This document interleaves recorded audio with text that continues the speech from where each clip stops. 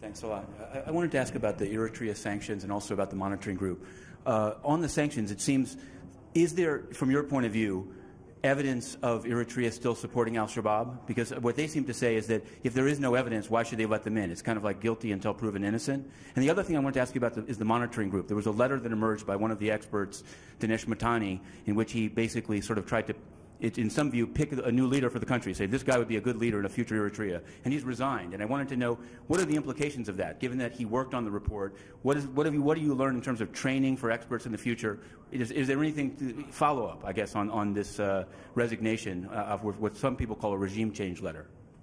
I don't have any comment to make on this particular expert. As you say, he has been disciplined by the UN system and he's resigned from his position. He clearly exceeded his authority in issuing that particular letter. On the wider point, there has been very clear evidence in successive monitoring group reports of support for al-Shabaab from Eritrea. In the latest report, there is much less evidence, and that is encouraging.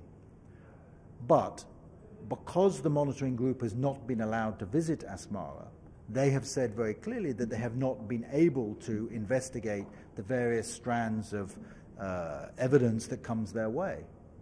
So if Eritrea is no longer supporting al-Shabaab, then why do they not allow the monitoring group to visit, talk to whoever they want to talk, and then, no doubt, the monitoring group will report that there is no further evidence of support for al-Shabaab.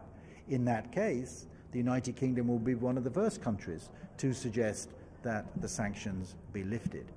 So I think the solution to this problem lies in the hands of the government of Eritrea.